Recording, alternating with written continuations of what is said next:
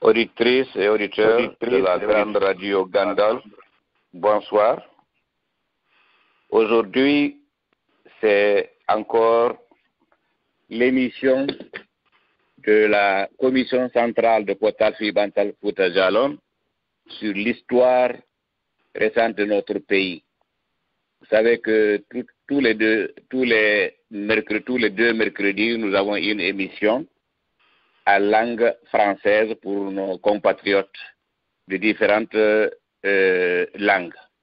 Donc aujourd'hui, nous allons suivre un exposé sur cette histoire triste de notre pays, histoire dominée par le système qu'avait mis sur pied le premier président Sékou Touré et son PDG. Vous savez que notre pays a eu à souffrir d'un système répressif qui était condamné et isolé à travers le monde. Ce système avait pu être à la cause de plus de 50 000 morts de nos compatriotes et envoyé à l'étranger. Plus de 2 millions de nos compatriotes ont fui pour aller à l'extérieur pour sauver leur vie. Aujourd'hui, comme on le fait toujours, l'émission porte sur l'hommage que nous rendons à l'un de nos illustres aînés, un de nos frères, du nom de Keita Kara de Soufiana. Donc, nous allons suivre l'exposé avec notre frère Bachir Ba.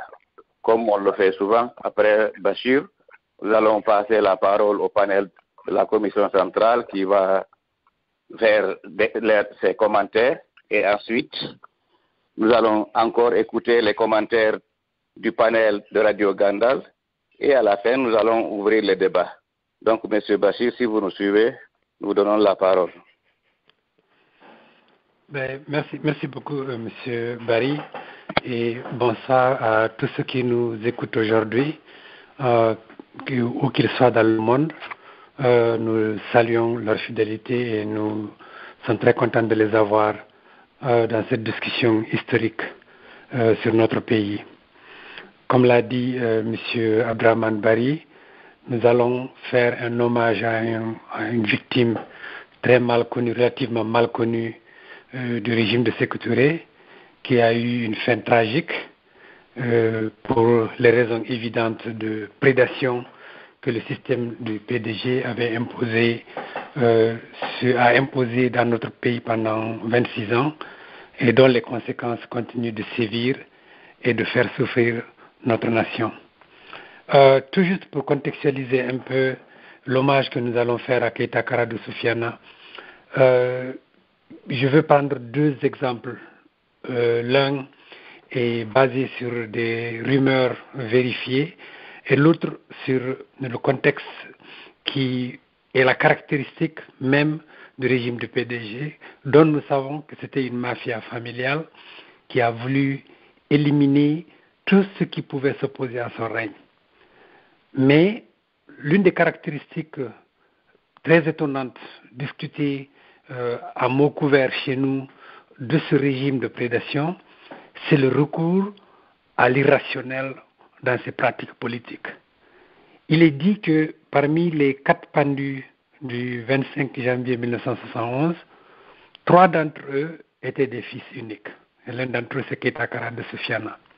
Baldé Ousmane était fils unique, Keita Kara de Soufiana était fils unique, et Baritroa était fils unique. Et Magasuba Moriba était une personne qui a toujours voulu mettre les bâtons dans les roues, des roues de Sékou Touré dans sa course vers le pouvoir absolu. Donc, et l'anecdote du sacrifice de fils unique et la réalité de l'opposition que Magasuba Moriba a toujours posée pour démocratiser un peu le fonctionnement du PDG, toutes les deux démarches vont résulter dans un système carnassier, féroce et totalement irrationnel. Une répression qui n'a pas de nom et qui est basée sur des considérations ésotériques, irrationnelles et une prédation politique sans précédent. Maintenant, le plus étonnant, c'est que des inconditionnels ou des gens qui sont ignorants continuent à qualifier ce régime de révolutionnaire, à lui trouver des circonstances atténuantes et à vouloir justifier son comportement par une soi-disant hostilité de la France ou de l'Occident. Il faut qu'on comprenne très bien la nature à la fois irrationnelle, prédatrice et mafiotique de ce régime pour qu'on puisse avoir un début d'explication sur son comportement. Au-delà de ça, toutes les autres explications qu'on va avancer se heurteront à la logique, parce qu'il n'y a aucune logique à part la logique de l'irrationnel et de l'envie animale et de la prédation carnassière qui a caractérisé le PDG. Ce n'était pas un parti, c'était une clique de gens qui se sont constitués en prédateurs pour dominer et soumettre un pays qui venait de se libérer de la domination coloniale, donc qui avait perdu les repères traditionnels de son fonctionnement. Ceci, c'est tout juste pour contextualiser, parce que pour rendre hommage à Keïta Kara Soufiane, on a besoin d'avoir ce background, on a besoin d'avoir ce contexte pour mieux comprendre comment des gens qualifiés de reconnus comme étant des patriotes honnêtes se sont retrouvés broyés du jour au lendemain par un système. Si on n'explique pas le système, on ne comprendra pas pourquoi ils ont été enrôlés comme victimes dans ce système-là. Et il n'y a pas de meilleur hommage à rendre à nos illustres disparus que de montrer qu'ils ont été victimes d'un système sans nom et qu'il nous appartient de décortiquer. Quiconque vient nous dire, quiconque vient soutenir devant nous que le régime de sécurité a un seul aspect positif, c'est soit un ignorant ou un ennemi. Pour revenir maintenant à Keïta Kara Soufiane, comme on l'a dit, il a été pendu après une arrestation de quelques mois, de moins de 2 mois, le 25 janvier 1971. Grâce à l'entremise de ses enfants, dont Dr Sori Keïta et sa fille Fatim Keïta, ils nous ont communiqué des données sur sa vie que nous allons relater aujourd'hui avant d'ouvrir le panel. S'il y a des gens qui ont des questions, et si surtout il y a des gens qui ont des choses à rajouter, qui l'ont connu ou qui ont connu des gens de sa famille. Donc, Keïta Kara Soufiane est né en 1922 à Kouroussa, dans un village qui s'appelle Balato. On l'appelle Soufiane parce que c'est son père qui s'appelait Soufiane, pour le distinguer d'autres amis à lui. Donc, c'est pour ça qu'on l'appelle Keïta Kara Soufiane. C'est le fils de Soufiane. Il était, comme on l'a indiqué, un fils unique et de son père et de sa mère, parce que son père fut appelé pendant la guerre dont il ne revint pas. Il se maria et il eut 15 enfants, dont aujourd'hui 11 sont vivants, et on a eu contact avec 3 d'entre eux qui nous ont communiqué des données sur sa vie, comme je l'ai expliqué. Et il fit ses études primaires il s'enrôla à l'école primaire à Dubreka à l'âge de 7 ans. Puis, il fréquenta l'école du centre de Conakry. Il fut admis au CEP et quand il fut admis, il s'engagea comme infirmier à l'hôpital de Conakry qui s'appelait l'hôpital Balé et qu'on appelle aujourd'hui l'hôpital Ignace-Dine. Il y travailla pour environ 2 ans de 1946 à 1947. Ensuite, il s'enrôla dans l'armée française et il fut détaché pour la guerre d'Indochine. Il y survécut et il fut démobilisé en 1953. Et de là, il retourne en France et il s'enrôle dans l'École nationale de la police. Et c'est à cette époque qu'il se marie avec la sœur de Dominique Strauss-Kahn, avec laquelle il a un enfant qui s'appelle Stéphane Keïta et qui est un haut cadre de l'administration française aujourd'hui et qui a beaucoup de contacts avec le reste de ses frères qui ont vécu en Guinée et sur lesquels nous allons revenir s'il y a des questions à son propos.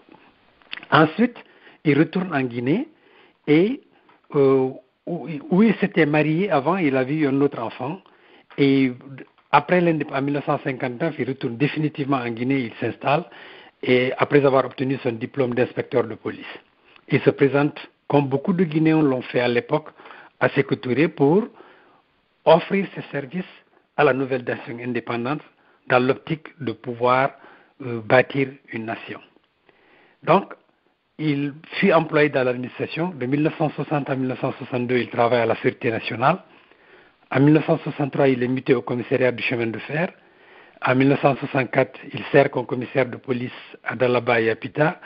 En 1965, il est muté à Conakry à la police routière, jusqu'en 1970, qui fut l'année de son arrestation.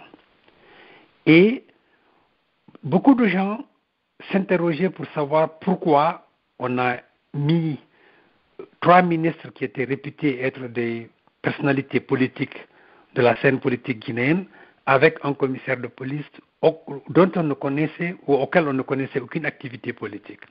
C'est la question que j'ai posée au départ, sur laquelle il nous importe de nous interroger, mais aussi et surtout le fait que Keita Kara Sofiana était un homme connu pour sa rigueur. Et ensuite, il était ami à l'un des officiers, le capitaine Abousouma, qui réussit à s'évader lors du débarquement des Portugais en 1970. Donc, c'est pour ça qu'il a été arrêté. Et du fait de sa droiture, et peut-être du fait des considérations occultes qu'il est fils unique, et du fait qu'il fut ami à une autre victime du régime de Sékou Touré, le capitaine Abousouma. Et il sera jugé, comme on le sait, avec des procès populaires absolument montés par un public chauffé à blanc, et il sera exécuté le 25 janvier en compagnie de Bari III, Balde Ousmane et Magasoba Moriba. Mais pire, son fils, Sori Keita, avec qui on a eu des communications et qui est docteur aujourd'hui, presque à la retraite, fut arrêté dès après l'exécution de son père et il fera 5 ans au Camboaro. Il sera libéré le 15 avril 1975 à 19h. Il sera transféré à l'hôpital Ignace-Dine où il pourra pour le retaper un peu. Et toute la famille de Keita Kara Sofiana et tous les amis qui l'ont connu reconnaissent que ce fut un homme d'amitié, de parole et de justice, animé par la justice et une sagesse de caractère hors du commun. Et comme on l'a expliqué au départ, il était beau-frère à Dominique Strauss-Kahn, avec lequel qui a défrayé la chronique à New York ici. Et ils ont eu un enfant qui s'appelle Stéphane Keita et qui est sorti de l'une des plus grandes écoles françaises, l'ENA, et qui a travaillé quand son oncle Dominique Strauss-Kahn, il a travaillé comme directeur de cabinet de son oncle quand ce dernier était ministre de l'Industrie. Et après, il a été directeur d'une société de crédit et aujourd'hui il travaille comme haut cadre, directeur d'une autre société qui est en charge de financer l'habitat modéré pour les gens à bas revenus en France. Il est allé en Guinée et selon les témoignages des autres fils à lesquels on a eu contact, il est extrêmement généreux à l'égard de ses enfants, de ses frères et sœurs. Il va souvent en Guinée où il est très connu. Il s'est rendu en 1994 et il a gardé un contact régulier avec les membres de sa famille. Il s'est rendu jusqu'au village de son père à Balato. Donc,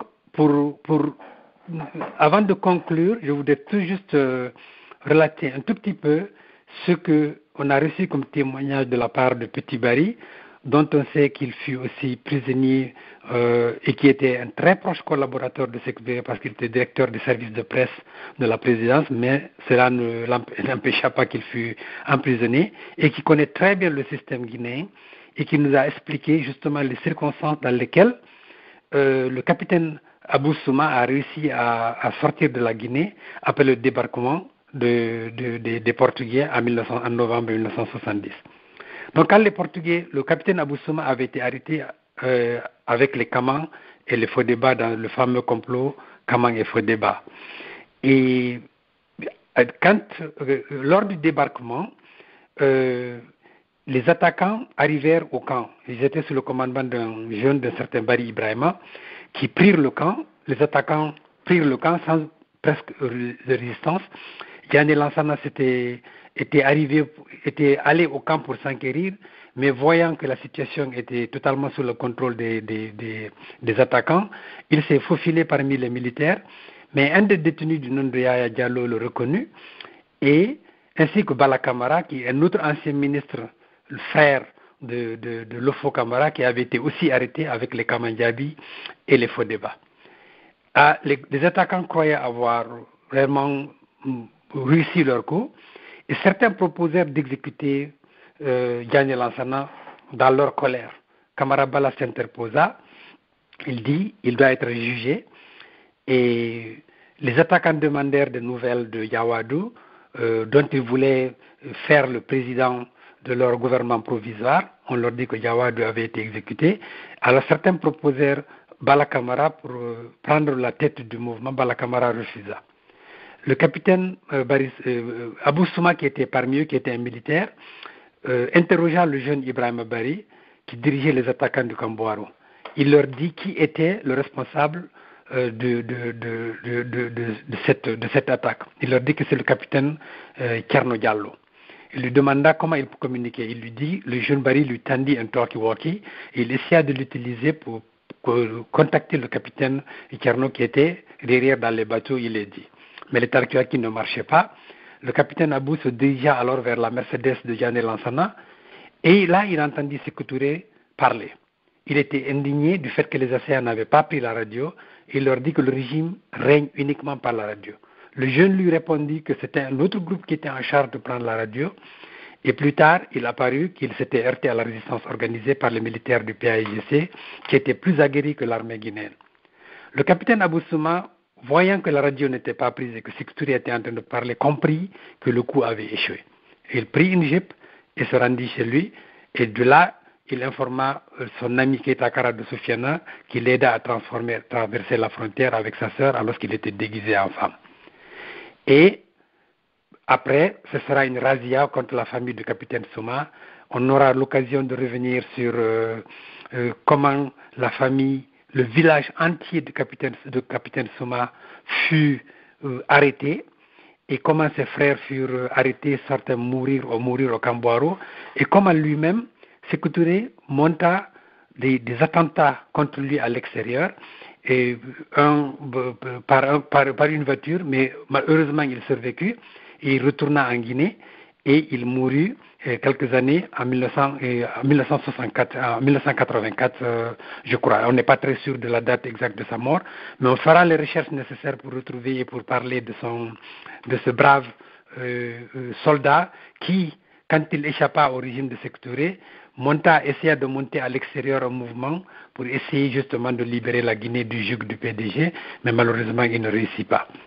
Donc, voilà en gros ce que j'avais à présenter sur la vie de Keita Kara de Soufiana, et je laisse la parole à ceux qui ont des questions, et nous souhaitons aussi qu'il y ait des gens qui connaissent mieux que nous son histoire pour nous édifier encore davantage, et nous demandons au Créateur d'accorder la paix éternelle à toutes ces victimes qui sont des sacrifices non nécessaires à l'édification de notre pays, mais dont l'engagement patriotique et moral constituera toujours un trésor pour nous autres, pour qu'on puisse bâtir, à partir de cet engagement, à partir de cet héritage, une nation viable où nous les honorerons. Et nous demandons à leurs familles d'être courageuses, et nous les remercions infiniment de l'effort qu'ils font pour nous donner des données. Nous savons que ce n'est pas facile pour discuter de l'histoire de notre pays dont leurs parents furent des acteurs et malheureusement des victimes. Wassalam. Merci Bassir pour ton engagement et vraiment pour les recherches que tu fais au service de la cause de la Commission centrale. Donc nous allons passer la parole à M. Lamine Diallo, le président de Portafi Bantal Fouta Diallo, pour ses commentaires et ses rajouts. Donc M. Diallo, si vous nous écoutez, on vous donne la parole. Ah, d'accord. Merci, M. Barry. Merci, Bassir, pour cet exposé. Comme tu l'as dit, l'histoire de la Guinée est tragique. Chaque fois qu'on parle d'une personne, tu te rends compte de la profondeur des dégâts du régime de Sékou. Mais avant de commencer, d'abord, je salue le panel de Fréquence Gandal et continue à les remercier de nous donner l'opportunité ici de venir parler du passé douloureux de la Guinée. Et je salue aussi tous les auditeurs de Fréquence Gandal, partout où ils se trouvent dans le monde. Bon, mes sentiments vont aussi à la famille de Keita Kara de Sofiana et à la famille aux familles de toutes les victimes du régime de Sékou. Je sais que revenir sur ces événements doit être très douloureux pour eux, mais nous le faisons pour qu'ils sachent que les Guinéens ne les ont pas oubliés. Les Guinéens n'ont pas oublié ces victimes, ces braves cadres, ces grandes personnes qui auraient pu faire de la Guinée un pays émergent. Mais malheureusement, notre pays est tombé sur la gouvernance d'un tyran sanguinaire de surcroît et qui a coûté la vie à tant de personnes et qui a gâché l'avenir de tant de personnes en Guinée. Donc, Keita Kara de Sofiana, comme Bachir vient de le montrer, est un autre exemple de ces grands cadres qui auraient pu aider la Guinée. Un monsieur qui est allé en France, qui a fait une formation de policier, qui a travaillé comme policier en France, et qui a épousé la sœur de Dominique Strauss-Kahn, et qui est revenu en Guinée se mettre au service de son pays et amener cette expérience qu'il a eue et la mettre à la disposition de son pays et abandonner tous ses privilèges en France et venir servir son pays et accepter de travailler là-bas. Et voilà comment on le récompense. Tout ça à cause de la mauvaise orientation et de la personnalisation du pouvoir de Sékou et de sa famille. Donc, je n'ai pas grand-chose à ajouter ici, sauf demander à ma famille de Keita Kara de Sofiana d'être très courageuse et d'essayer je sais que c'est des blessures qui ne guérissent pas, mais ensemble, nous devons travailler pour faire vivre la mémoire de ces victimes et pour essayer aussi de changer la Guinée profondément, parce que c'est la seule façon de les remercier et de les venger, et c'est de mettre fin définitivement en Guinée au pouvoir des canailles et de faire de ce pays un pays où il fait bon vivre. Et les populations guinéennes, les Guinéens sont des gens, c'est des bons vivants et ils n'ont pas eu la chance d'être gouvernés par des gens corrects. Donc c'est ce que j'ai ajouté ici et merci beaucoup. Et donc je prends la parole à M. Barry pour qu'il passe la parole à qui de droit. Merci beaucoup. Merci, M. Diallo. On va donner la parole à M. Thierno Ibrahima Diallo pour ses commentaires. Merci, M. Barry. Merci à la Commission centrale et merci surtout à la Fréquence Gandal de nous donner l'opportunité de donner des explications aux Guinéens et surtout de la génération actuelle qui ne connaissent pas ce qui s'est réellement passé. Il y a des grandes figures qui ont travaillé pour ce pays, qui sont complètement effacées volontairement par Sékou. Il ne voulait pas qu'on parle de ces individus, parce que ça, c'est les gens qui ont réellement travaillé pour le pays qu'on appelle la Guinée. En l'occurrence, j'ai vu où on dit que Yacine Diallo, un homme connu, mais méconnu, parce que ce qu'on ne voulait pas qu'on connaisse, c'est que les gens-là ont fait pour le pays. Comme en ce qui concerne le commissaire Keita Kara de Sofiana, je me rappelle, il était le commissaire routier de Conakry. Et en ce temps, nous faisions le lycée. le jour qu'ils ont été pendus, c'est autour du mât à la montée des couleurs qu'on nous a informé qu'il y a des gens qui sont exposés. Moi, j'étais sûr qu'ils étaient des gens vivants qu'on allait retrouver ici. Alors, nous avons marché du lycée Donka jusqu'à, on a suivi l'autoroute et nous venons, nous apercevons les gens là, les pieds sont en train de se balancer. En approchant, nous avons vu que c'était des cadavres. C'est des choses que je n'oublierai jamais. Je partirai à l'au-delà avec des images horribles comme ça. Quelque chose que on ne pouvait pas imaginer qu'on pouvait faire de ça à des patriotes, à des gens vraiment que tu as connus, tu as travaillé avec. Keita Kara Soufiane était un homme bon. C'était un patriote parce que il a abandonné tous les avantages qu'il avait, comme l'a dit Bachir. Il avait réellement le confort nécessaire en France. Il a abandonné ça pour venir servir son pays, mais il ne savait pas qu'il rencontrait des individus inqualifiablement méchants et criminels. Alors, ils les ont pendus là-bas.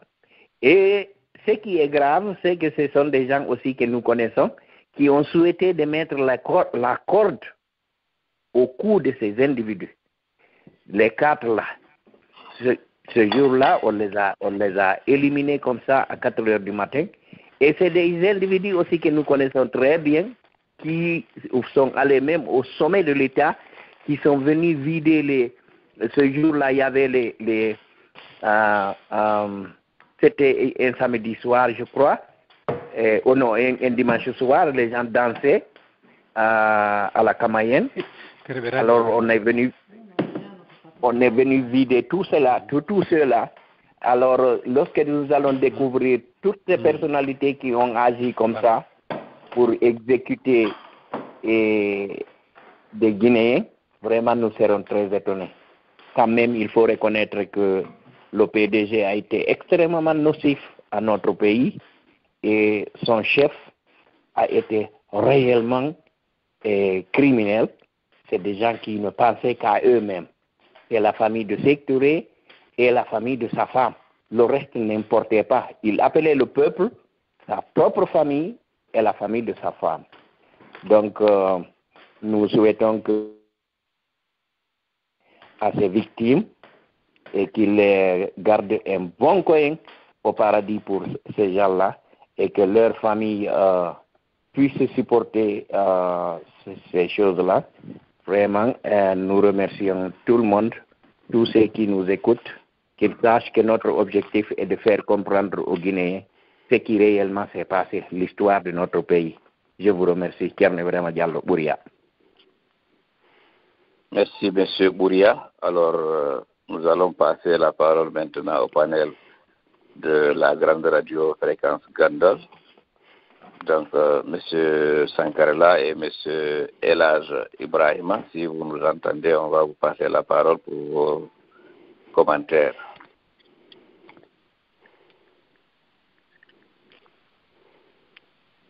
Bon, moi, je vais prendre la parole avec votre permission, bien entendu. Ouais. Vous m'entendez? Ok. Alors, bonsoir. Merci encore. Bonsoir à la commission, comment vous appelez, la commission centrale de Portal Fibantal. Pas électorale. Justement, merci encore, autant pour moi. Et merci aux auditeurs de nous prêter attention pour ce passé récent et douloureux de notre pays. La semaine dernière, on a parlé de M. Kara Soufiane en pulaar. Cette fois-ci, c'est en français. Je reviendrai sur les mêmes propos, mais comme en français cette fois-ci. C'est une coïncidence ou quoi, mais M. Kara Soufiane était mon voisin à la SIG. Nous l'avons connu là comme Keita Kara Soufiane. La semaine dernière, j'avais apporté la précision sur le fait qu'on ait rajouté de Soufiane. Vous savez, dans la noblesse française, on dit deux. Alors, cette fois-ci, on a dit deux Soufiane parce qu'on n'avait pas encore rendu les choses difficiles, plus difficiles. Aujourd'hui, d'ailleurs, nous entendons des gens qui ont des hommes qui ont des noms de femmes. L'exemple très éloquent, c'est celui de Alseni Aïssata Diallo, maître Alseni Aïssata Diallo. On colle maintenant le nom de la maman. Parce que Barry 3, ils étaient 3. Vous avez M. Aliou 5 qui vient de décéder, etc., etc. Bref, alors je disais que j'ai connu M. Karad Soufiane à la SIG. Il était commissaire de la routière. Et il a été nommé là en 65 et nous sommes venus à la SIG au cours de l'hivernage, août 1964. Pratiquement la même période. Et pour nous, M. Karad Soufiane est quelqu'un de la routière. Et ceux qui étaient connus à la routière, c'était d'abord Bonnet Rouge, suivi de feu Eladj Barry, qui était l'inspecteur de la routière. Et puis, il y avait le monsieur Marat aussi. C'était les gens les plus pas craints, mais les plus connus, la routière. Monsieur Karad Soufiane, à la SIG, à l'époque, avait une Dauphine. C'est un véhicule Renault qui a le moteur derrière, de couleur marron. J'ai été très surpris en 68, année scolaire 68. Je suis allé en vacances à Cancan. Il y a eu des exécutions publiques par suite d'anthropophagie. Et le directeur de la sûreté à l'époque, à Cancan, s'appelait Keita Kara. Et ce n'est qu'en 71, avec l'arrestation de M. Kara de la routière de Conakry, qu'on a rajouté Kara de Soufiane, et aussi les paroles prononcées lors de ce fameux procès qu'on appelait Conseil national de la Révolution, qui a été érigé en tribunal révolutionnaire pour parler de ceux-là qu'on avait arrêtés et exécutés. Alors, le de Soufiane, il y avait deux Kara qui étaient tous au service de la police. Donc, Kara de Soufiane, Kara de la routière. J'avais donné cette précision la semaine dernière. Et n'ayant pas de camarade d'âge chez lui, je n'ai pas mis pied dans sa cour. Je le connais de vue, un monsieur costaud, les souvenirs que j'ai de lui, du choufflu, et une barbe qui monte jusqu'au niveau des oreilles, mais toujours bien entretenue. Et nous disions que Kara est ceci, Kara est cela. C'est un nom qui n'est pas familier à nous. Mais nous n'avons pas de souvenir d'une de ces mauvaises actions vis-à-vis des enfants qui étaient un peu turbulents. Nous jouions au football sur le goudron de la SIG à l'époque. Mais jamais de problème avec lui, je n'ai pas souvenance de ça. Aussi, je peux seulement dire que dans l'affaire de M. Karad Soufiane Keita, c'est le capitaine Souma Abou que j'ai eu la chance de voir à Abidjan, chez un de mes oncles, Dr Ba. Dr Ba était très proche de la femme du capitaine Abou Souma, qui est française et qui était coopérante au lycée classique de Bassam. Il y était avec ses enfants. C'est là que j'ai vu le capitaine Abou Souma, une fois qu'il est venu à Abidjan, parce qu'il passait la plupart de son temps en France. Et j'ai compris aussi que c'est quelqu'un qui est écrivain, qui écrivait, qui réfléchissait, qui faisait de la poésie. qui avait des qualités d'écrivain de romans. Il a aussi essayé de rejoindre les groupes qui étaient en dehors de la Guinée pour une lutte politique, pour un changement de régime. Il a eu la chance de venir en Guinée après le changement, bien entendu. Et ça me rappelle d'ailleurs un autre étudiant guinéen, parmi les premiers à être allé en Côte d'Ivoire, Toumani Diallo, il est décédé, il avait une bonne collection des écrits du capitaine Abou Souma. Il avait même des bandes enregistrées, lues par le capitaine Abou Souma, pour mieux donner, pour mieux faire comprendre le message. Donc, j'ai pas autre chose à dire de plus, seulement que la machine de Sékou Touré a broyé beaucoup. Il est très important et intéressant de faire ressortir la particularité des fils uniques parmi les pendus. Beaucoup de personnes n'osent pas accepter, je dis n'osent pas accepter, que Sékou, qui est plus fétichiste que les féticheurs, parle de matérialisme dialectique. Il berne le peuple dans ses discours fleurs en croyant qu'on va lui découvrir une théorie qui l'amènerait au prix Nobel d'une académie. Ce que je voudrais que les gens acceptent et comprennent encore,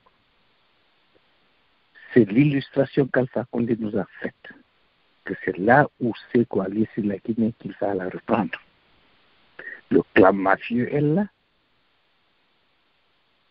les féticheurs sont là, le côté sanguinaire est là, et tant pis pour les autres. Et c'est tout. Si un Sékou a eu une Ami Touré, la plus connue, combien ont précédé Ami à l'ordre généalogique? Et combien ont suivi Ami?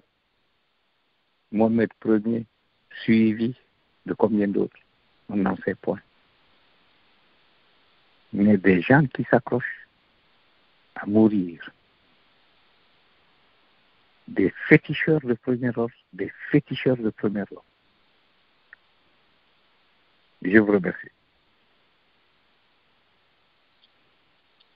Merci El Haj Ibrahim pour votre commentaire et surtout pour votre contribution. Donc, El Haj Sankarela, nous voulons que vous aussi vous ajoutiez un peu et on va continuer le débat.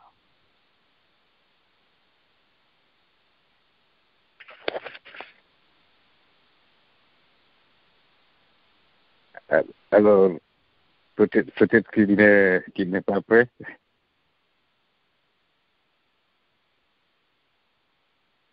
Je ne sais pas. Il y a. Ou bien El Haj Sankarela est sorti sans le savoir. Voilà, c'est sûrement ça. Alors, oui, je voulais rappeler aussi que la semaine dernière, j'avais fait remarquer que parmi ces braves Guinéens patriotes qui ont eu à épouser des Européens, la plupart de ces Guinéens ont des enfants qui sont à l'extérieur. J'avais rappelé qu'il y a le fils du général Noumandian Keïta, Jean-Louis. Lorsque l'affaire du 28 septembre a éclaté, on nous a dit qu'il travaille avec Maître Vergès. Alors, on nous parle aujourd'hui du fils de M. Keïta, Kara, qui a une bonne place dans l'administration et surtout un énarque. Il y a d'autres, sans compter, ces Libanais qui sont nés en Guinée et qui ont occupé de grandes positions en France. L'exemple éloquent que je vous donnerai, c'est qu'il y a 2 semaines que j'ai compris qu'un ancien directeur général de Alcatel n'est personne d'autre qu'un Libanais né à l'Abbé, le fils de Saïd Asmar, qui a épousé une fille de Eli Hayek. Et Eli Hayek, c'est celui à qui on avait donné le club de la minière, qui a été arrêté, et on a passé le club de la minière sous le couvert de Ismaël à Amara Fardo, qui a déménagé du motel de Bessia à la minière. Il y a les enfants de Keita Fadjala, il y a les enfants de Kamara Bala, Jean-François, un garçon plutôt, et tant d'autres, et tant d'autres. Nous avons connu au collège, on les reconnaît, on ne les retrouve pas. Je sais qu'ils sont soudés, ils ont des liens de communication entre eux. Ils se connaissent guinéens, ils veulent venir en Guinée. Ils n'arrivent pas. Parce qu'ils ont des souvenirs. C'est vrai, à un moment ça a été triste, mais les souvenirs d'enfance qu'ils ont eu à l'école, la Corniche, à la place des Martyrs, chez Madame Sultan à Boulbinet, tout ça est là. Ou encore au collège Cour de Conakry. Mes frères et sœurs, le dégât est immense. Je vous remercie. Sénat Sankarela est là. Non, je suis là. J'avais fait votre micro. Alors, on va vous donner la parole pour vous aussi pour donner vos commentaires. Non, pour Kara, je pense que Bachir est vraiment tout dit. Il n'y a pas grand-chose à dire. Tout ce que l'on sait, c'est que Kara était un homme de principe, incorruptible, qui avait réussi à régler la circulation à Conakry. Il y a plusieurs sens interdits qui avaient été mis en place. Le système de circulation, c'est Kara qui l'avait fait à l'époque.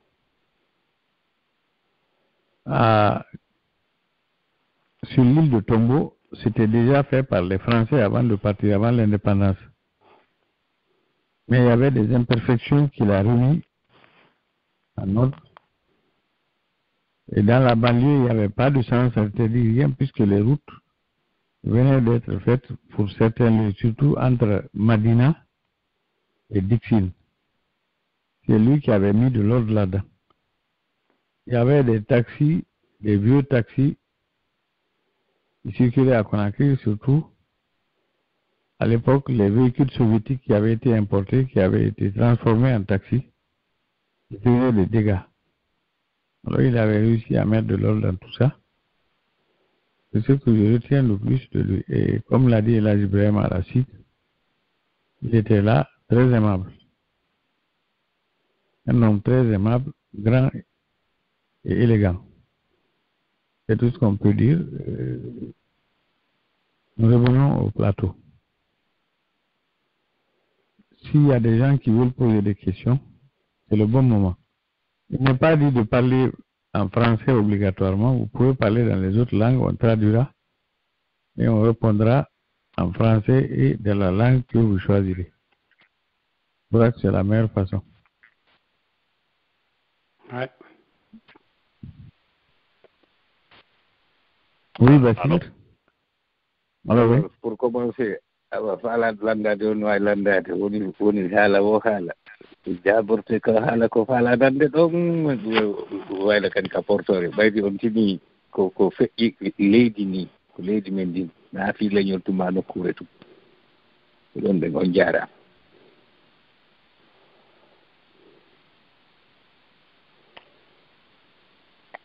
Alors Naam. oui. Non, ce que je voulais ajouter la dernière fois quand on a fait l'émission en Peul, la Sankarel avait mentionné que Keita Kara de Soufiane et le capitaine Souma avaient fait l'armée ensemble. Je ne me rappelle plus si c'était en Indochine. Ils étaient ensemble, et c'est là qu'ils étaient de grands amis.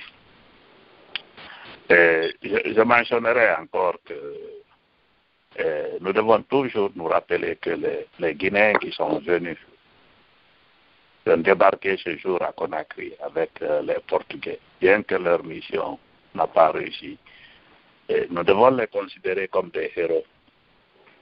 Parce qu'ils étaient venus pour nous débarrasser du régime de Sékou. Et vous voyez, ils sont allés au camp Boiro pour libérer les prisonniers.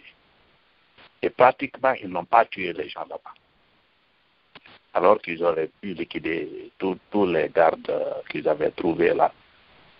Mais ils ont tout simplement libéré les gardes qui travaillaient au camp Boiro. Et moi, je me rappelle ce jour, j'ai rencontré certains des gardes qui sur l'autoroute. Et on a dit, chef, qu'est-ce qui se passe? Parce qu'on ne savait pas exactement quelle était la situation au camp là-bas. Et ils nous ont dit, nous, on nous a tous accélérés là-bas. Donc, pratiquement, ce que le commando qui a pris le camp Boiro a fait, c'est de dire aux gardes, c'est de les désarmer et leur dire de rentrer ce jour, quitter les lieux. Donc, si c'était des gens qui étaient venus pour massacrer les Guinéens, ils allaient liquider tous les gardes qu'ils avaient trouvés là. Donc, c'était des gens qui étaient venus pour faire du bien en Guinée, pour rétablir, nous débarrasser de ce tyran-là, et libérer les prisonniers politiques et leur rendre leur vie et leur poste dans la société guinéenne. Donc c'est ce que je voulais ajouter ici. Et nous devons les considérer comme des héros, comme des libérateurs. Malheureusement, ils n'ont pas réussi parce qu'on les a utilisés et on a saboté l'opération. Parce qu'il y a des intérêts qui ne voulaient pas que ce tour saute. Merci. Monsieur Diallo, ça c'est un bon... à propos... Pardon, oui, d'accord. Allez, vas-y. Alors, je voudrais justement rajouter, renchérir ce que M. Diallo vient de dire. Tout le temps que j'ai eu à m'exprimer sur l'événement du 22 novembre, j'ai toujours dit le débarquement. Je ne dis pas le mot agression, je ne dis pas mercenaire. Et en 1972, il y a eu la conférence régionale de l'OMS, Afrique en Guinée. Ça a été l'occasion offerte à Sékou Touré pour dire qu'ils ont abattu 450 Guinéens. Comment j'ai su cela? Parce que j'étais déjà à Abidjan.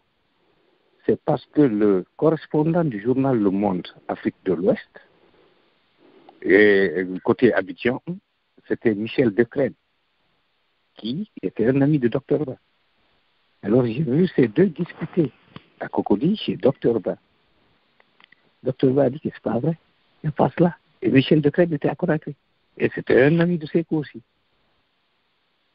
Et ils ont gonflé les chiffres pour faire comprendre que c'était une agression. Et ce n'était pas ça. Et c'est des gens, la plupart des Guinéens qui sont morts aussi, c'est des balles guinéennes qui les ont tués. La plupart des gens qui sont tombés à la centrale de Tombo, c'est des balles guinéennes, y compris un formateur des paracommandos Lamine Cissé, qui était allé pour arrêter, ligoter Thiam, pour tenter de prendre Thiam. C'est des balles d'un char guinéen. Et il y a eu beaucoup plus de dégâts que l'armée a fait, l'armée guinéenne, contre les Guinéens eux-mêmes. Je vous remercie.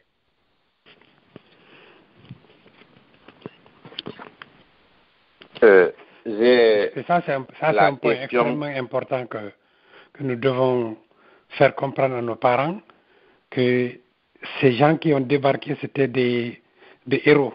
On doit faire toutes les recherches possibles et imaginables pour retrouver leurs racines, leur parcours et leur destin, si possible là où on les a enterrés.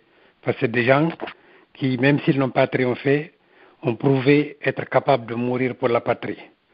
Ça, c'est un point extrêmement important et c'est un point de l'histoire qu'on va poser comme point d'interrogation pour que les générations futures et les historiens futurs s'en saisissent. Secondo, comme l'a dit Brahima, c'est l'armée guinéenne qui était dans une totale débandade. Depuis 1969, Sékou Touré avait totalement démoli l'armée. Il avait créé la milice pour pouvoir neutraliser l'armée déjà mal entraînée, qui dans leur panique ont tué plus de Guinéens. Et tous les témoignages montrent que les rares militaires qui ont été tués ont été des affrontements entre le PAIGC et d'autres militaires, d'autres débarquants. Donc, ces gens-là, c'était des libérateurs. Ils sont coupables d'aucun crime. Et s'il y avait des crimes vrais qu'ils avaient commis, on peut être sûr que Sékou Touré les aurait documentés à fond. Mais au contraire, il a été obligé de faire des montages pour les incriminer. Wassalam. Voilà, j'ai la question d'un auditeur, un nouvel auditeur qui a commencé seulement quand on a eu l'exposé sur Karim Bangoura.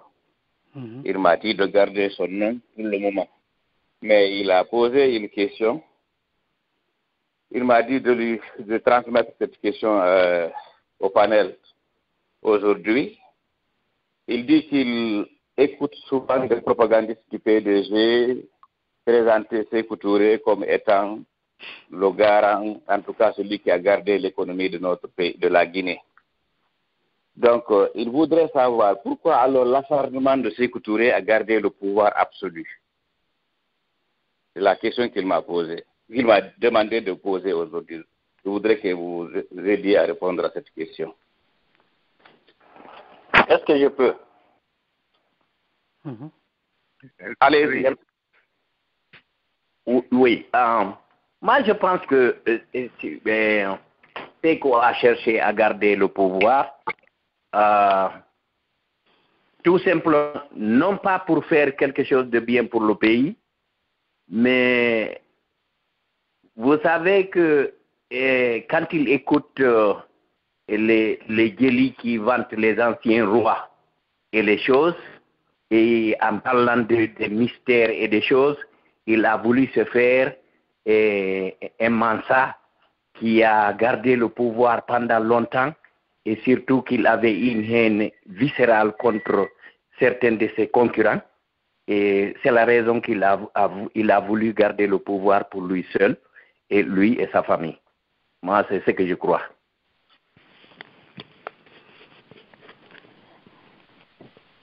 Allô? Est-ce que je peux tenter? Oui. Allez. Oui. Alors, pourquoi Sékou a tenté à garder le pouvoir? C'est dès le départ que Sékou a senti qu'il ne pourrait rien pour la Guinée. Rien qu'à voir à travers les lettres qu'il a échangées, qu'il a faites, les négociations secrètes, le choix de Nabioula comme ambassadeur de Guinée en France, pour que la France ne lâche pas la Guinée. Sékou avait compris qu'il a pris quelque chose de trop lourd, ne pouvait pas. Mais son côté égo, qui s'est forgé dans ces mouvements syndicaux, dans ces mouvements de syndicalistes et politiques, la tricherie, la zizanie, en plus de ce côté fétichiste, je reviens dessus, parce que beaucoup ont connu Sékou, beaucoup m'ont parlé de Sékou, étant célibataire, après longtemps à ses débuts de syndicat, qui faisait des tours de magie, pas de précipitation, pour se faire craindre. Et Dieu sait que beaucoup ne l'ont pas trompé, beaucoup ne l'ont pas démenti plutôt. Sékou n'est rien d'autre qu'un sanguinaire. Tous les chefs d'État africains, la plupart, ont gardé le pouvoir pour éviter la justice. C'est tout. C'est pour une humilité. Rien d'autre que pour une humilité. Et ce pouvoir-là, il ne faut pas en parler. Insulte-le qui insultera. Mais tu parles politique, pouvoir, non. C'est mon avis. Ouais. Y a-t-il d'autres questions? Bachir, vous allez essayer vous aussi à répondre à cette question. Oui, d'accord, mais c'est la question. Je ne vois pas tellement la connexion entre les richesses de la Guinée et bon. Mais s'il faut parler du parcours de Sékou Touré, Sékou Touré était un enfant aigri. Quand dans une famille on chuchote que tu es d'un enfant naturel, ça laisse des traces. Il a décidé de se venger du monde, malgré le prestige qu'il a eu, il ne pouvait pas se défaire de ce sentiment revanchard. Et pour lui, tous les moyens étaient bons. Il était prêt à être fétichiste, il était prêt à coucher avec les Blancs, comme on le sait, et c'est son côté de manque de scrupule total, une veulerie aveugle et animale pour le pouvoir pour le pouvoir et pour pouvoir écraser les autres.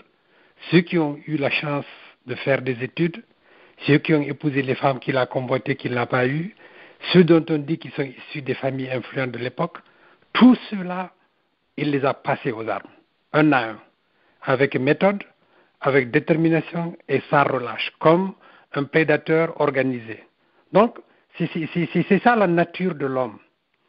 Et vu l'aide dont il a bénéficié entre la période sur laquelle on va revenir demain justement son ascension politique, l'aide dont il a pu bénéficier de la part du gouverneur Cornille Gentil qui était son amant, qui lui a permis d'exercer une violence non contrôlée pendant 4 ans pour asseoir le PDG RDA et obliger les gens à acheter des cartes de parti, frapper le maillon le plus faible qui étaient les chefs de canton qu'il a vilipendés et dont on sait que leur régime avait été totalement amélioré depuis l'abolition de l'indigénat, et à réussir à les balayer et à instaurer ces comités à l'intérieur du pays, à commencer le quadrillage du pays. Donc sa violence a commencé dès après son premier échec électoral contre Jawad en 1954. Voilà qui est l'homme.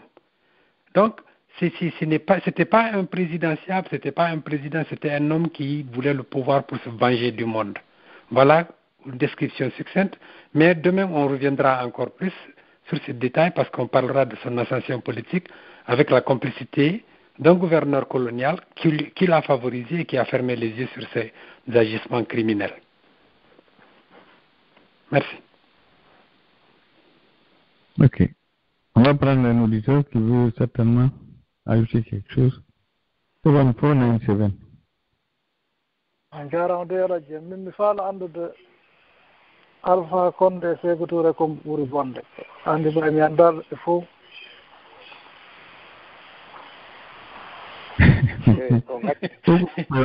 andi ko ɓeya ko piggal hande e piggal hanki fof ko piggal o faami ok ko Sékou Touré wawno wadde tammu kon hara o suuɗali hara penale makko ɗe mbar kanko tun joguino radio internet ala radio concurrente ala communication ji ɗin hari ɗuuɗira wano woniri hannde noon hari penale ko wolanno kon e jawɗere ko joguino kon e angal limanu e angal jande e angal faamu ko joguino kon fop ɗum ɗo fof hari on tun wawatake wirtede wono wonira waɗede ko hande wonde e yiltitade fewnen penale makko ɗen yaltinen hurmendi makko ndin e hollite jama o bonki makko ken wono Alpha Condé on ɗon ɓayru ñande ko waɗi o hayso fuyti ka pale yimɓeɓe nandi haray o ɗaɓɓirayno suumira kono ko bonɗo suumowo e bonɗo mo suumata min mi hoolaki haray no seedi moƴƴa haray ko kaka yaasi kono yirete tun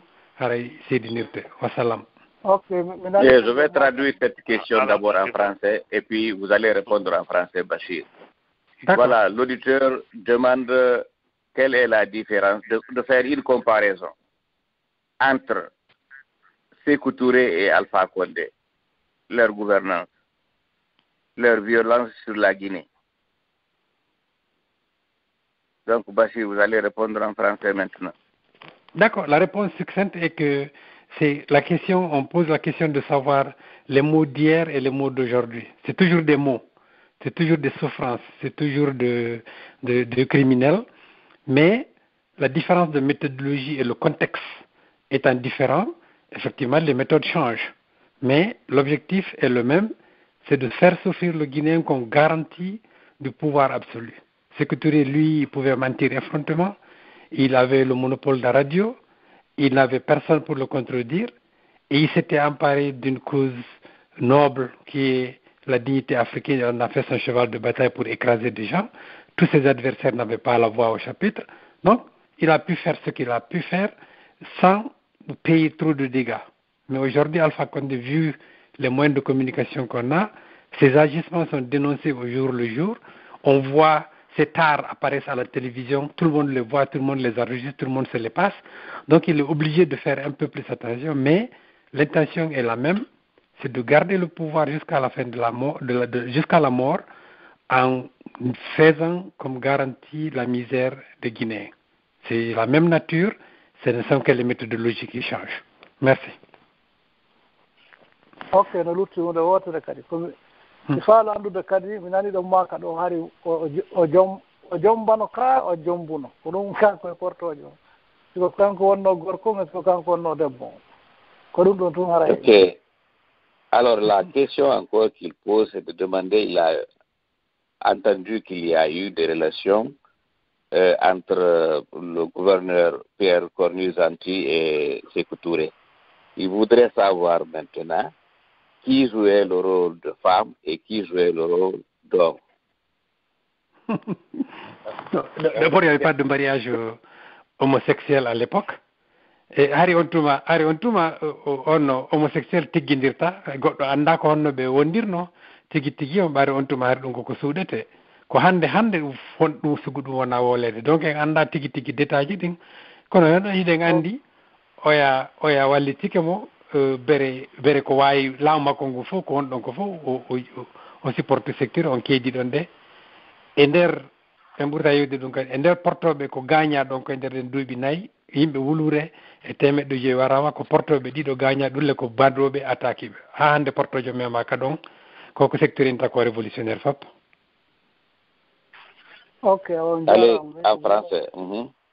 En français, Bachir, maintenant. Non, je disais donc que c'était plus des amants, c'était pas des relations de marital comme ça existe aujourd'hui, c'était des choses cachées, mais c'est maintenant qu'on commence à révéler ces relations sournoises et en voyant la complicité qui existe entre un soi-disant révolutionnaire et un gouverneur de colonie, effectivement il y a matière à se poser et maintenant les langues se délient petit à petit, les preuves sont difficiles à venir, mais on sait qu'il a garanti l'impunité totale à Sékou Touré pendant les 4 années pendant lesquelles il a tué 1500 Guinéens et blessé plus de 10 000, violé des femmes et détruire des logements sans qu'aucun procès ne lui soit infligé. Au contraire, il lui a garanti une montée rapide pour accéder à la présidence.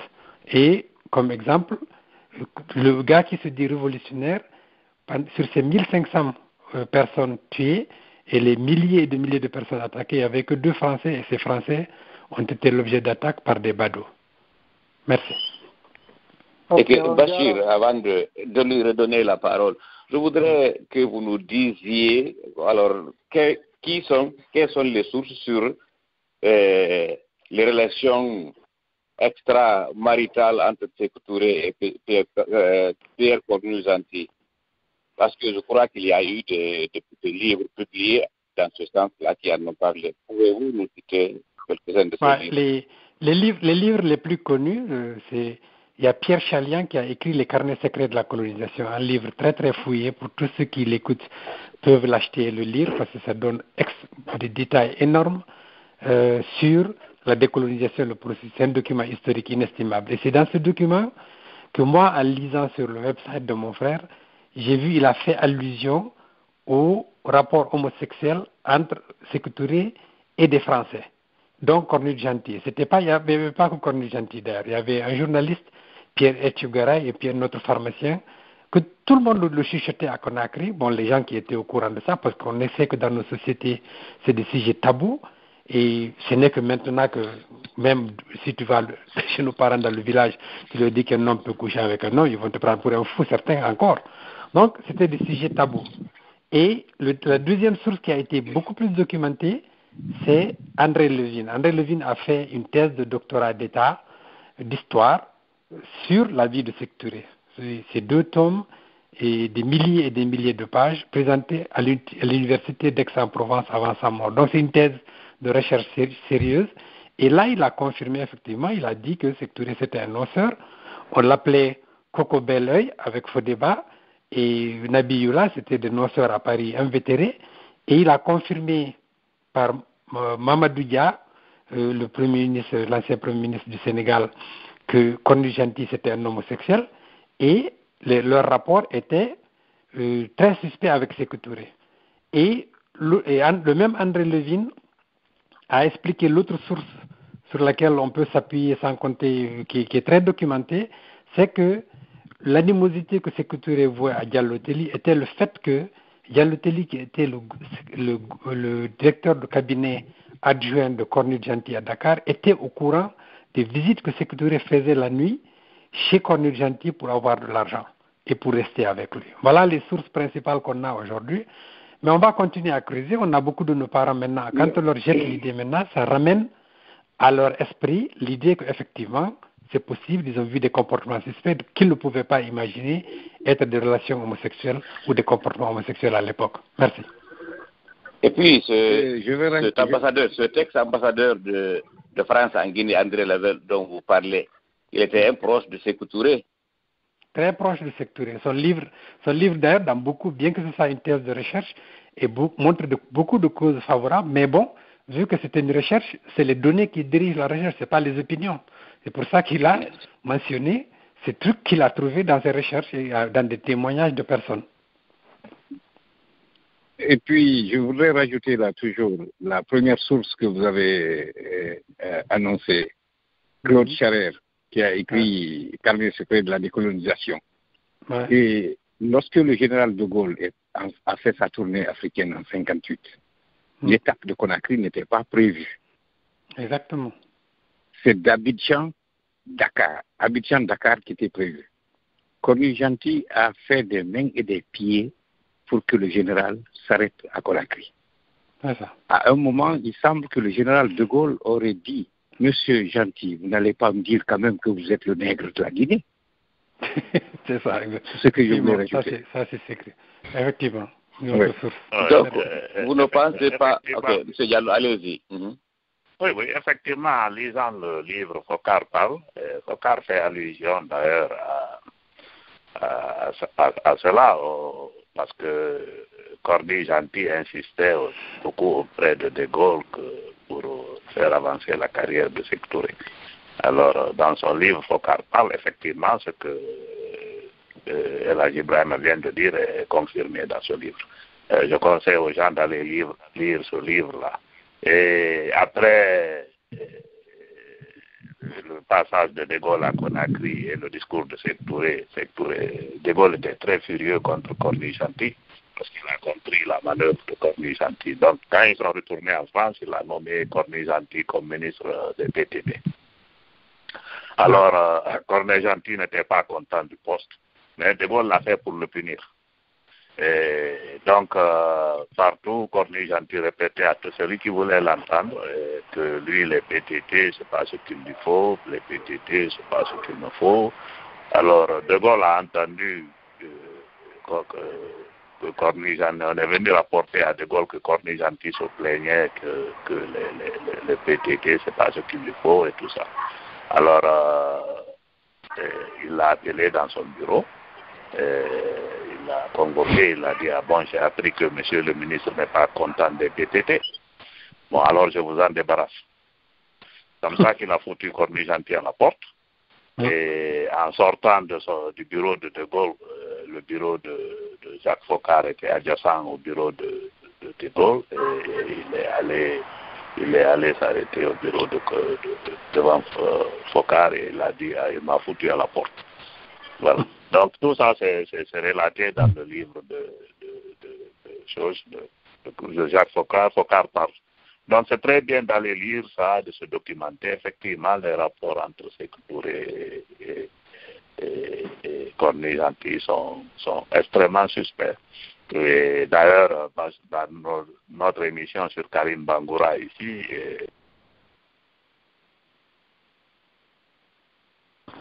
Allô? Alors, je crois que son téléphone est parti. Ok. On va prendre une... Donc, ok. Oui, allô, bonsoir, vous allez bien? Oui, ça va. Ouais. Ça va, ok. Je m'excuse beaucoup. La question que je vais poser, ce n'est pas une question liée au sujet du jour. Parce que j'ai réellement, l'exposé que vous avez fait me suffit largement pour comprendre qui était ce monsieur.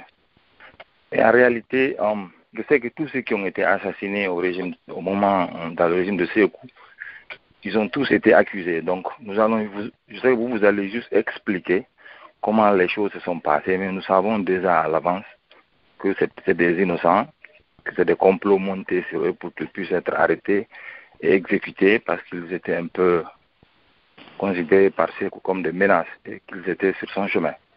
Donc, il fallait fortement les dégager. Donc moi, ma question, c'est de savoir, parce que à l'enfance, j'ai un peu vécu le régime de Sékou, pas beaucoup d'années, peut-être 5 ans ou 6 ans, que je me rappelle. Je sais que Sékou Touré était un homme, dans ce temps-là, nous on considérait que Sékou était l'homme le plus dangereux de la planète. C'est comme ça on le voyait. C'est-à-dire qu'on lisait même dans des trucs, par après, on nous disait que Sékou a trahi l'Afrique en oubliant la Guinée. C'est par après qu'on a su ça. Mais si je me rappelle, lorsqu'un président venait chez nous, la façon dont il est accueilli, comment il nous sortait de nos classes sous le soleil ardent, comment on faisait la peinture des routes, comment ils étaient organisés pour exécuter ce pouvoir-là, que personne n'osait dire un mot, tu devais exécuter seulement et tu savais pourquoi, même pas pourquoi tu le faisais. Ma question ici, c'est de savoir qui l'aidait, comment il a pu réussir à tromper les Guinéens jusqu'à ce niveau-là? Qui était derrière tout ça? Parce que si nous prenons l'exemple de Alpha aujourd'hui, c'est un seul homme ne peut pas réellement faire tourner, c'est-à-dire trahir tout le monde, quoi. C'est-à-dire, lui, nous savons qu'à 80%, c'est les militaires qui sont en train de l'aider. Maintenant, à l'époque, au temps de Sékou, qui était réellement là, qui l'aidait à réellement faire ça? Faire ce qu'il nous a fait, tuer tous ces gens-là, avec tous ces hommes intelligents qui ont réellement étudié à l'extérieur, qui connaissaient réellement qu'est-ce qu'il faut pour ce pays-là, et qu'il a réussi à dribbler tous ces gens-là, les attraper un par un, les tuer tous, et rester là jusqu'à sa mort sans qu'il ne soit dérangé. Il avait l'appui de quoi? Merci beaucoup, si vous avez compris ma question, sinon je peux répéter.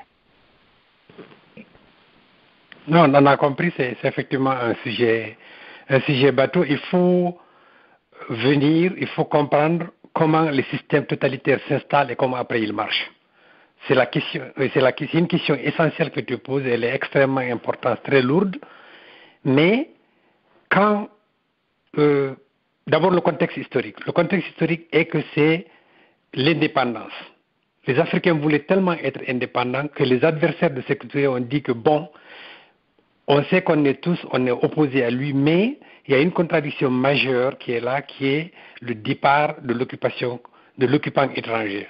On va consacrer nos efforts, on croit, on espère que entre nous, on pourra trouver un terrain d'entente. Ça a été leur intention, leur volonté et leur calcul. De dire que bon, même si Sékou Touré est là, les Blancs sont partis, entre nous, on peut trouver un modus vivendi, d'où cette volonté d'unité nationale qu'ils ont manifestée à l'égard de Sékou Touré. Alors que Sékou Touré, lui, dans son calcul, les attendait au tournant. Il savait qu'il était moins méritant qu'eux, et sur le plan intellectuel, et sur le plan de la lutte pour l'indépendance, comme on l'a expliqué ici. Donc voilà le contexte dans lequel ces gens-là se sont alignés derrière lui. Mais très vite, et bien avant l'indépendance, il avait déjà mis, comme je l'ai expliqué tout à l'heure, il avait quadrillé le pays. Il avait réussi à éliminer les chefs de canton en 1957 et remplacé par des gens de son parti. Donc, toujours à l'affût du pouvoir. Et après, une fois qu'il a reçu l'assentiment moral intérieur des cadres qui étaient opposés à lui, ajouté à l'admiration internationale, ça lui a donné beaucoup de pouvoir pour qu'il puisse justement écarter les ennemis un à un en toujours les accusant de trahir la cause de la révolution sur laquelle il s'est adossé, alors qu'on sait que ce n'était pas un révolutionnaire, c'était comme l'a dit Brahma, un féticheur. Donc en gros, voilà l'origine. Et après le mécanisme, une fois que le mécanisme est mis en place, une fois que la peur est installée, une fois que les gens il a commencé par décapiter les syndicalistes et les imams. Les premières victimes, c'était ça. Donc, tu effraies les institutions qui peuvent s'opposer à toi. Et si vous voyez les pays de l'Est comme la Pologne, comme disait Jaruzelski, leur tort a été de tolérer l'Église. Une fois que l'Église a toléré une institution, ça a servi au peuple comme canal pour pouvoir se mobiliser et abattre le communisme dans le premier pays de l'Est. Voilà en gros, mais c'est un sujet extrêmement passionnant. Comment le totalitarisme s'installe, il y a toujours un contexte historique, comment il fonctionne, comment ils prennent prise sur les citoyens. Il y a une conjonction de circonstances et on a montré pour sectorer, il y a l'indépendance, il y a la volonté des Africains de se libérer, il y a l'appui qu'il a eu grâce à son manque de scrupules moraux avec un gouverneur colonial. Voilà en gros, si on peut commencer à aborder ce sujet, mais c'est un sujet qu'on visitera permanemment dans notre histoire et c'est extrêmement important que vous l'ayez posé, mais ça ne veut pas dire que j'ai abordé le millionième de la réponse. Merci beaucoup. Et puis on l'a déjà abordé un peu, parce qu'en fait, on a parlé des 13 complots de Sékou Touré, et c'est le mécanisme, c'est ce processus-là. Voilà. On va prendre 2 ou 3 auditeurs, puisqu'il y en a qui ont demandé. Ok. Ok. Et 6. Ok. Allô? Merci, Ella Sankarela. Oui, vous m'entendez? Oui. Ok. Alors, je vous remercie, les grands frères. Vraiment, l'émission est très intéressante. Moi, mon père a fait 8 ans au Camboiro. Donc, c'est un rescapé du Camboiro de la 5e colonne. J'aimerais savoir les dépositions qu'on empare du Camboiro. Est-ce qu'elles existent encore? Et comment les avoir? Parce que moi, j'aimerais voir surtout c'est que la déposition de mon père qui a effectivement fait cette prison-là. Je vous remercie. Est-ce que je peux essayer de répondre? Ah ouais. Alors, je commencerai par dire que c'est un rescapé de Boiro qui répond. J'ai été interrogé, j'ai été soumis à une torture à Guékédou avant d'être transféré à Conakry. Et ça, c'était à la période entre l'arrestation du petit Lamarana Diallo en mai 1976 et l'arrestation de Alpha Ahmad Diallo, qui a été le départ du racisme Peul. Je sais comment on m'a interrogé, qu'est-ce qu'on m'a dit de dire. J'ai fait une déposition de 36 pages, 24 pages de déposition et 12 pages de ce qu'on appelle SIR, sur interrogation-réponse, pendant 3 jours. À la fin, j'ai certifié que j'étais maître de mes sens, sans torture et en toute liberté, que j'ai déclaré tout ce qui a été dit dans les 36 pages. Alors, il y a certaines personnes, on écrit des choses, on leur remet. Elles ne veulent pas lire, on les torture. La salle de torture, c'est pour obliger les gens à dire ce qu'ils veulent entendre. D'où le titre du livre de Maître Portos, La vérité du ministre. C'est-à-dire, toi, tu diras ce que tu connais, mais il faut dire la vérité que le ministre veut entendre. C'est ce qui explique la raison de ce titre. C'est tout ce que je peux dire. Mais pour ce qui est des archives, encore, je peux parler de ça encore. Pour ce qui est des archives de Boiro, lorsque les militaires sont venus au pouvoir, en tant que rescapé de Boiro, fils de rescapé de Boiro, je fais partie de l'association des rescapés de Boiro et des fils des victimes de Boiro. Thierno Omar Bari, qui est le fils de Bari Diawado, moi, et l'actuel président, l'actuel patron du parti de Jean-Marie Doré, Maître Matos, Nous sommes allés voir Bago Zumanidi. Nous avons tenté de rencontrer le général Lansana Conté pour qu'on nous remette les archives, qu'on mette ça à la disposition des victimes. Le général Lansana Conté nous a envoyé chez M. Bago Zumanidi, qui était ministre de la Jeunesse. Le capitaine Bago Zumanidi nous a dit de laisser tomber. De laisser tomber. Et une fois, à Boiro, on est venu, la première fois qu'on nous a ouvert Boiro pour célébrer la nuit des longs couteaux, comme l'a écrit,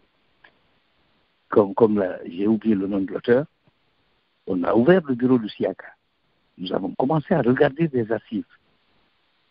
Ils nous ont sorti Manu Militari, ils ont bouclé la porte. Et il semble que ces archives ne sont même plus en Guinée. Peut-être que Elad Sankarela peut nous aider là. Je vous remercie.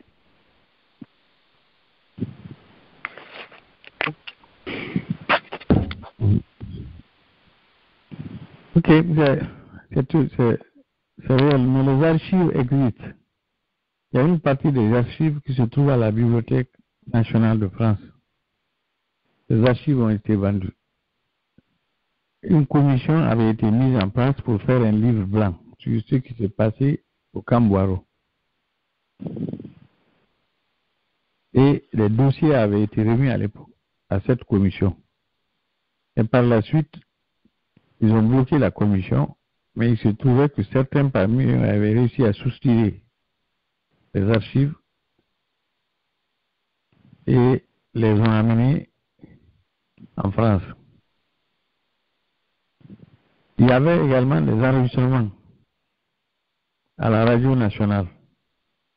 En 85, quand ils ont bombardé, ils disent que ça a été brûlé. Mais certains ont été soustraits. Et de sources sûres, ces enregistrements se promènent à Conakry en partie et d'autres ont été vendus en Europe. Se trouve à la Bibliothèque nationale de France. Si les Français veulent coopérer, ils peuvent sortir ces archives. Mais ils sont là-bas. Le livre 20, ceux qui étaient là, on a encore vivant, ceux qui étaient chargés de réécrire. Les archives, ils sont connus. C'est ce que je peux ajouter. Parce qu'en réalité, les vraies archives ne sont pas restées dans le bureau de Siaka. Il les avait récupérées et mis dans une voiture. Si vous vous souvenez, il avait une Peugeot orange. Dans le coffre, il avait mis les archives.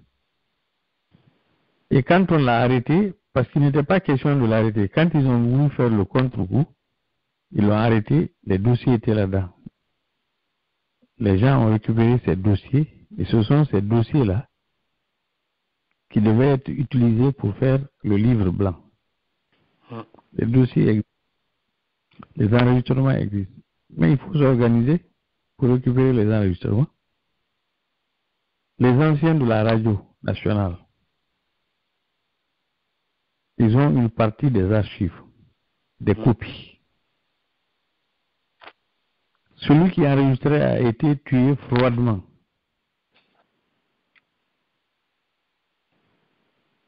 Chez lui, par des militaires de la garde présidentielle, parce qu'il parlait un peu trop. Vers la fin, puisqu'on ne sait pas ce de lui, il est devenu presque aveugle. C'est Black.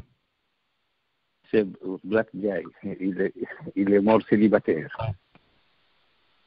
Oui, il ne pouvait pas faire autrement, c'était les petits. Mais ce n'est pas ça. C'était lui qui enregistrait, qui faisait les montages, tout en tant que technicien à la RTG, pas à la fin de la Révolution. Il savait ce qui était dedans, il avait des copies et Lansana Conté ne voulait pas que cela sorte parce qu'ils étaient mêlés aux différentes tueries. Tous. Celui qui vient nous parler là, je ne sais pas quel est son nom. Vous qui êtes là, 8366. Oui, c'est Karim de Columbus, Khalil. Ohio. Ah, ok. Khalil comment? C'est Karim Hein? Cissé, Elad. Ah, ok.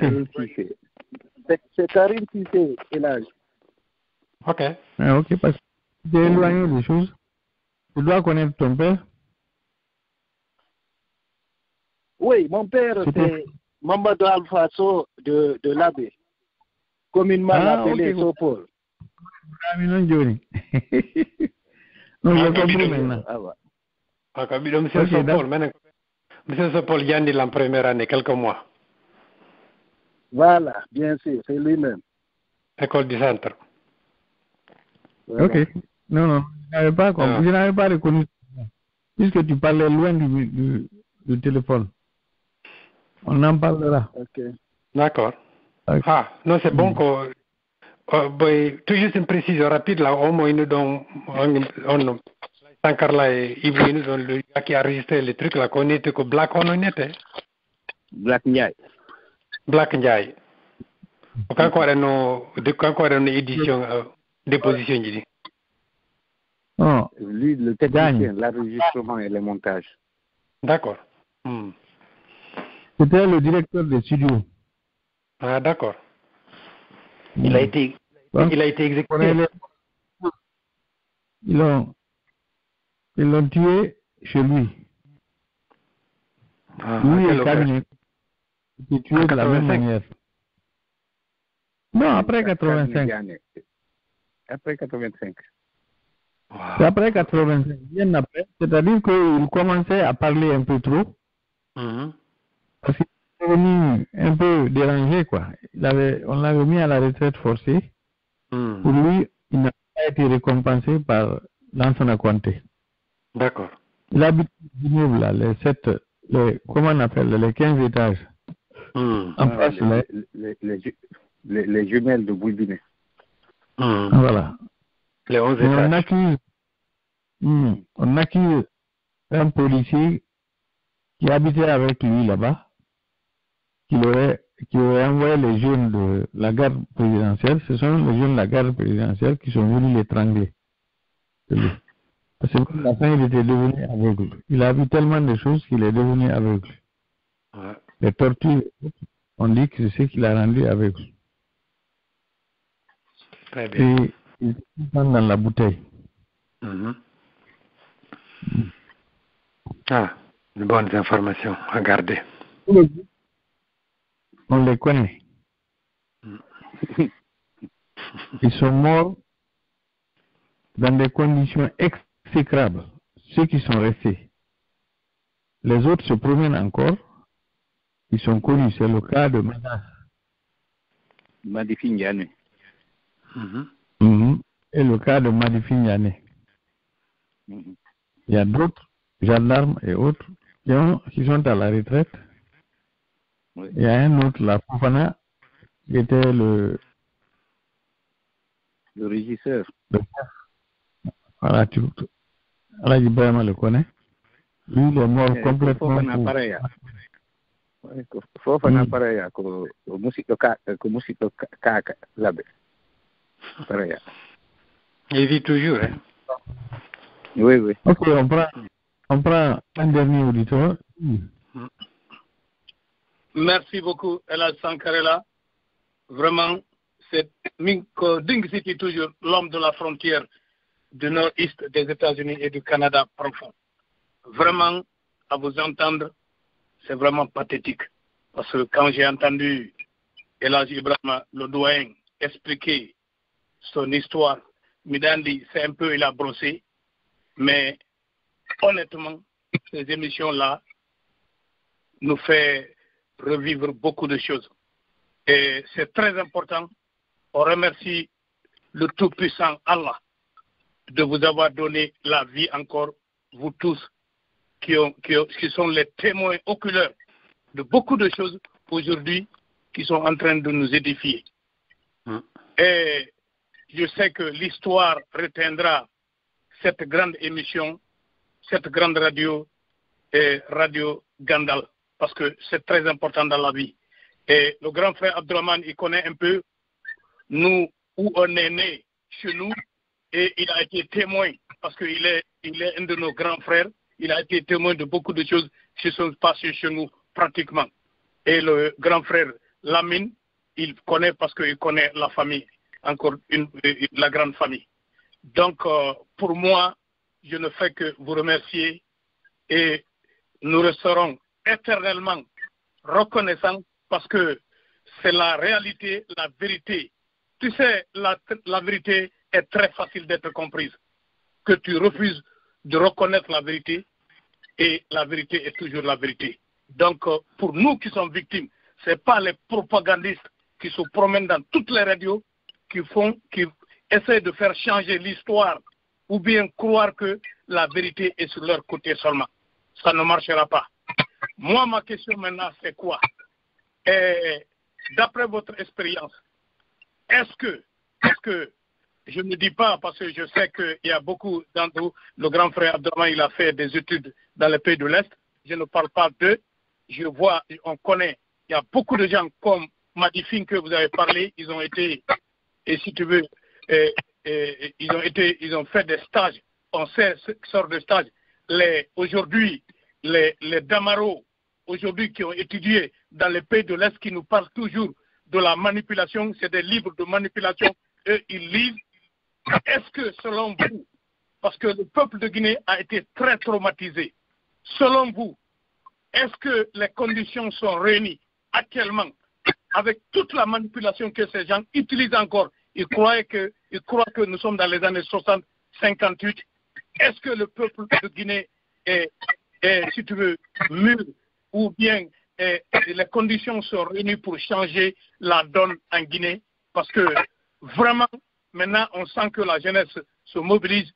Est-ce qu'on a l'espoir, d'après votre expérience, qu'on peut avoir un changement véritable pour qu'au moins notre pays aspire, si tu veux, à un développement ou bien à une situation meilleure qui s'est passée depuis toujours, que le peuple a beaucoup souffert et que est-ce qu'on peut avoir l'espoir toujours pour l'avenir? Et merci beaucoup si vous avez compris ma question. Mais je vous remercie, le grand frère Bachir et Lamine, et Elhaj Ibrahim et tous ceux qui interviennent là-bas, sans oublier le doyen et Ella Sankarela. Et encore merci, le combat continue.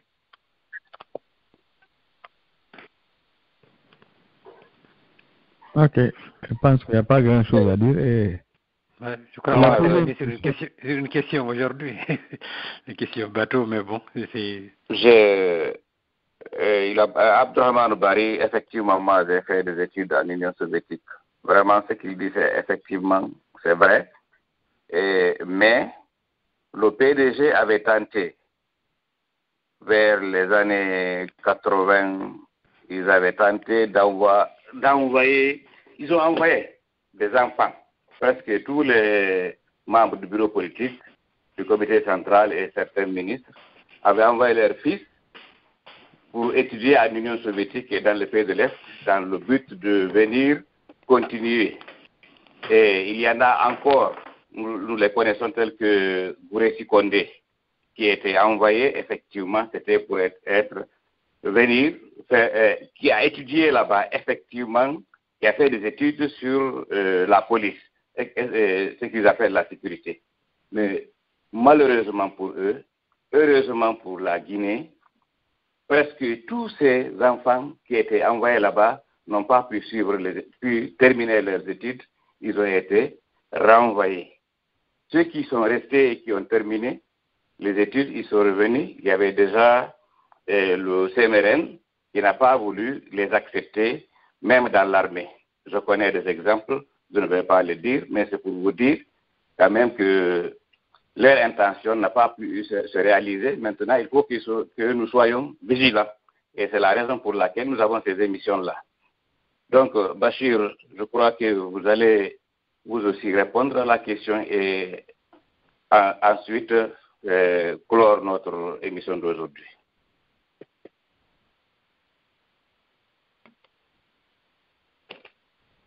Allô?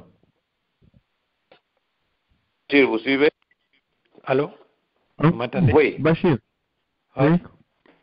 Oui, je disais merci beaucoup, M. Barry, pour ces précisions extrêmement importantes qui montrent quand même que la roue de l'histoire tourne et que les changements, chaque jour qui naît, le changement est possible, mais il nécessite des sacrifices, du leadership et de la stratégie. Et c'est ce que nous cherchons à instiller dans l'esprit des gens ici. C'est Dieu seul sait qui seront les acteurs, mais l'esprit, on doit l'entretenir à tout prix. Et nous prions Dieu pour qu'il nous donne les moyens de libérer la Guinée de cette tare vieille de plus de 60 ans. Mais l'espoir existe, les conditions de changement sont réunies, à nous de les exploiter avec une bonne stratégie, un leadership moral qui ne cherche pas à prendre le pouvoir mais à changer le pays, et une stratégie qui se définit en tant que telle, et avec les sacrifices nécessaires parce qu'il en faut nécessairement pour que toute nation se bâtisse. C'est ce que j'avais à dire. Merci beaucoup.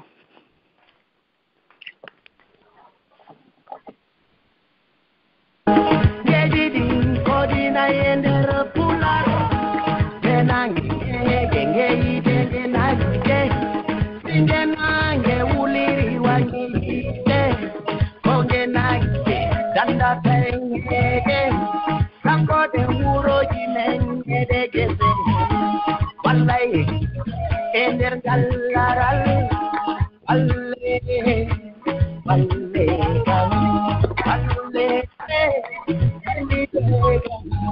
kotala biban kala walle kanal